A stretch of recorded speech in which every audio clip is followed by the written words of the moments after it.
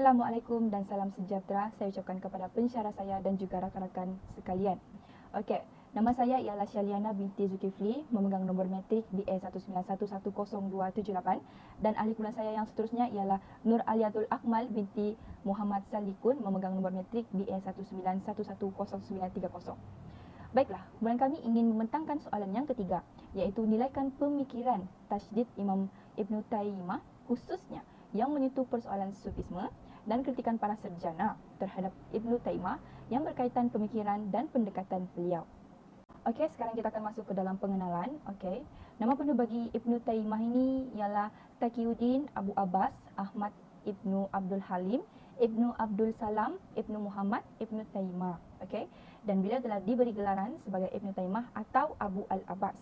Dan beliau telah lahir pada hari Isnin bersamaan 10 Rabiul Awal 661 Hijrah, di mana dia telah dilahirkan di kota Haran yang terletak di tengah perjalanan menuju ke Mosul iaitu Iraq, Syam dan juga Turki di antara sungai Dajlah dan juga sungai Furat. Okey. Bagi latar belakang keluarga beliau ini, dia mempunyai seorang ayahanda, okey. Seorang yang alim ulama yang berpegang teguh dengan mazhab Hanbali, dan Ibn Taymiyah juga mengikut mazhab Hanbali ini juga. Dan Ibn Taymiyah telah wafat pada hari Isnin bersamaan 20 Zulkaidah 728 Hijrah, iaitu pada 26 hingga 27 September 1328 Masihi, dan pada itu dia berumur 67 tahun dan dia telah meninggal di sebuah penjara Qal'ah Dimashq. Dari segi sifat kepribadian Ibn Taymiyah ini, okay, beliau ini seorang yang berani, seorang yang gagah, jujur dan adil dan menegakkan kebenaran menurut pegangan Al-Quran, hadis dan ajaran para nabi dan rasul. Okay? Dan dia ini juga tidak berpegang ataupun berpandukan satu mazhab saja, dia belajar mazhab-mazhab yang lain juga. Okay? Okay. Apa itu sufisme? Okay, sufisme ni dia sama dengan juga dengan tasawuf. Okay? Pengertian dari segi umum, tasawuf ini ialah satu bentuk ilmu tentang cara-cara mendidik dan membersihkan diri yang mana ia boleh diketahui menerusi pembelajaran dan juga pengajian. Dari segi pengertian khusus pula, tasawuf ini ialah pencapaian hakikat tasawuf tersebut sehingga ia menjadi suatu pengalaman bagi diri seseorang itu dan seterusnya menjadi sifat yang sebati dengan dirinya. Itu yang akan kita bincangkan di dalam soalan ini, bagaimana Ibn Taymiyah mempersoalkan masalah persoalan tentang fahaman sufisme yang mana yang tersasar daripada pegangan kefahaman Islam yang sebenar, dan juga soalan ini akan membahas pandangan-pandangan daripada sarjana lain berkaitan dengan pemikiran dan juga pemahaman Ibn Taymiyah berkaitan tasawuf, tajdid, berkaitan Islam inilah. Okey.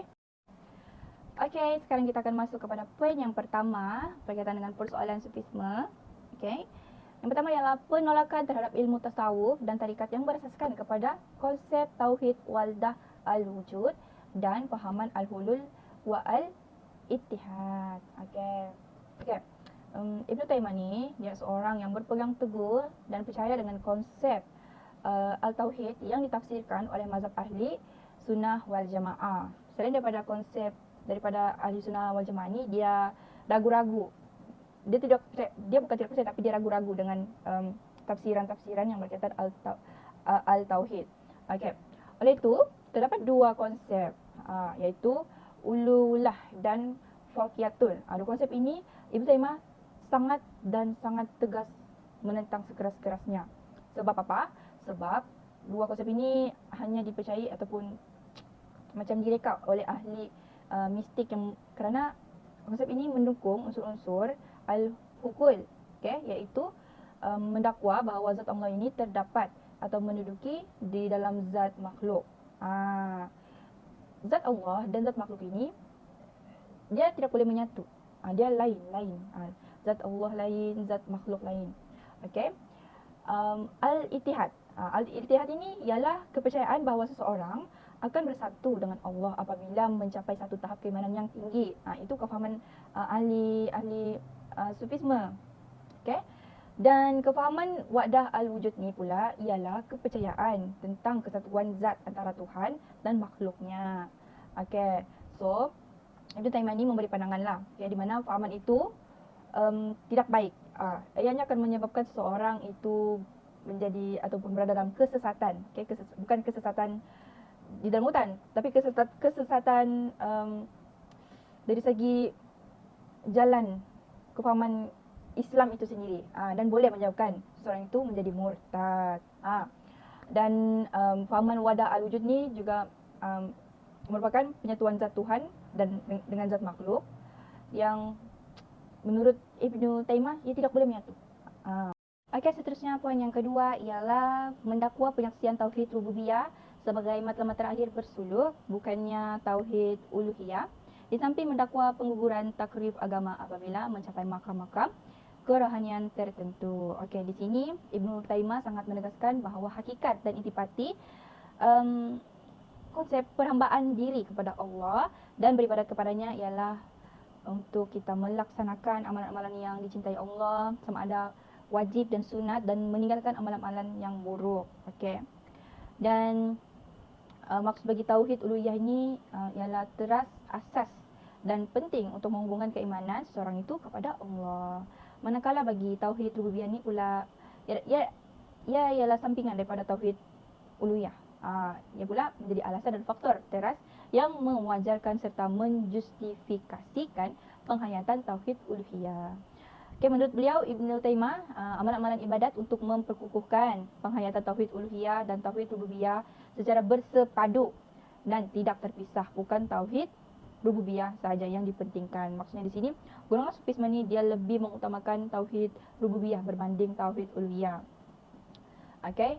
Oleh itu Ibnu Taimiyah sangat menentang secara keras-kerasnya golongan ahli tasawuf bersama dengan ahli sufi, yang mereka ini telah tersasar jauh kerana ahli sufisme ni lebih mementingkan tauhid rububiyah sebagai matlamat terakhir mereka untuk mencari kerohanian, dan ianya telah memberi kesan yang buruklah kepada mereka kerana mereka ni telah meninggalkan perintah-perintah Allah yang wajib. Jadi beliau telah menyamakan segolongan ahli sufisme yang mementingkan tauhid rububiyah ini dengan golongan musyrikin, yang menjustifikasikan amalan ini bersama dengan amalan syirik. Contohnya ada ahli-ahli sufi dan suluk mendakwa, siapa yang mencapai hakikat makrifatullah ni, maka mereka segala taklif-taklif agama yang wajib menjadi tidak wajib. Mereka terlalu taksub dengan tauhid rububiyah ini. Oleh itu dapat saya nilaikan tentang pemikiran tasdid Imam Ibnu Taimiyah khususnya tentang persoalan sufisme ini, ialah beliau ini sebenarnya ingin membentuk, mengislah dan mengimbangkan konsep-konsep tasawuf dan tarikat yang telah pesat berkembang di zaman beliau dengan petunjuk-petunjuk Al-Quran, Al-Sunnah serta amalan ulama salaf al-salih. Kerana itu kita melihat bagaimana Ibnu Taimiyah ini memperaku serta menerima malah memuji dan menyanjung kesufian dan juga ulama-ulama sufi tertentu yang meletakkan Al-Quran dan Al-Sunnah sebagai dasar dan pegangan dalam amalan kesufian dan takarub ilaha mereka. Suatu perkara yang wajar diberikan ataupun diberi perhatianlah dalam pandangan Ibnu Taimiyah ini, yang menyatakan bahawa pencapaian dan juga pengrealisasian tauhid ini untuk mengesahkan Allah merupakan mekanisme yang paling berkesan, asas dan terpokok dalam proses penyucian diri dan juga jiwa insan bagi menghampiri Allah. Seterusnya saya ingin meneruskan pembentangan ini kepada pembentang yang seterusnya. Saya Nur Aliatul Ahmad binti Muhammad Saldikun, memegang nama metrik BA 1911110930. Terima kasih rakan pembentang saya Nur Syeliana. Okey, seterusnya saya ingin membentang mengenai persoalan-persoalan yang wujud berkaitan pemikiran Ibnu Taimiyah dan juga kritikan daripada sarjana-sarjana yang lain. Ialah kritikan daripada sarjana lain yang saya mengambil contoh iaitu pemikiran Immanuel Kant. Persoalan yang wujud berkaitan pemikiran Ibnu Taimiyah yang pertama iaitu kosmopolitanisme.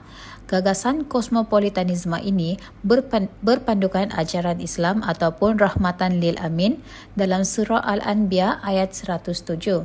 Ibnu Taimiyah berpendapat bahawa aspek politik dan keagamaan lebih kepada pegangan yang radikal dan berkata lebih baik dipimpin oleh pemimpin kafir yang adil berbanding dipimpin oleh pemimpin Muslim yang zalim.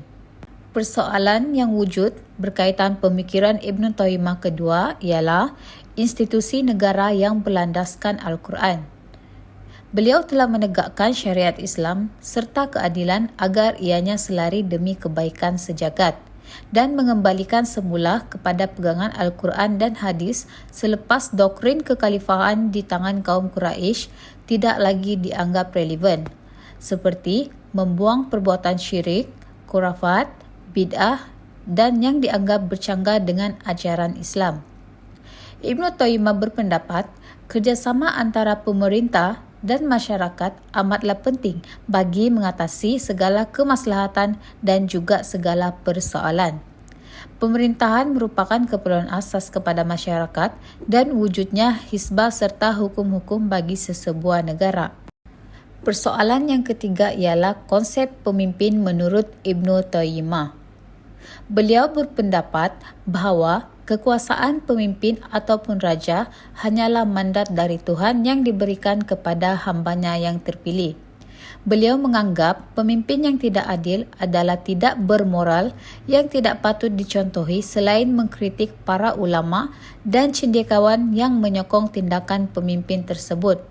Hal ini dikatakan demikian kerana ianya dianggap bercanggah dengan syariat Islam. Beliau juga memperjuangkan gagasan bahawa umat Islam yang bersosial perlu ada pemimpin yang berorientasikan pada kestabilan. Dan yang terakhir, kritikan daripada sarjana-sarjana lain, saya mengambil contoh pemikiran sarjana Immanuel Kant. Beliau telah memperkenalkan konsep imperatif kategorikal yang terbahagi kepada dua norma yang terdapat dalam dasar prinsip beliau, iaitu manusia diperlakukan dalam segala perkara sebagai subjek dan bukannya objek. Yang kedua, manusia harus bertindak dalil, iaitu melakukan tindakan yang bersifat universal. Menurut beliau, sebuah negara perlu mengatur rakyatnya dengan kawalan yang bersifat moral ataupun keagamaan. Beliau juga berkata, hiduplah berdasarkan undang-undang jika ingin hidup bersama secara aman damai. Immanuel Kant telah memperkenalkan istilah keperluan autonomi dan keperluan heteronomi, memandangkan alam berkehendak agar manusia berusaha mewujudkan sejarah universal. Pandangan beliau dan sarjana barat yang lainnya bercerminkan progresif sejarah ke masa hadapan. Secara kesimpulannya, Ibn Taymiyah telah meletakkan beberapa gagasan dan mengutarakan pandangan beliau yang menjadikan Al-Quran dan syariat Islam sebagai panduan. Walaupun telah mendapat kritikan daripada sarjana-sarjana lain. Selain itu, Ibn Taymiyah juga menjadikan nilai keadilan sebagai asas yang diterima pakai serta masih dianggap relevan dengan alam pemikiran politik moden. Sekian saja daripada kumpulan kami. Terima kasih.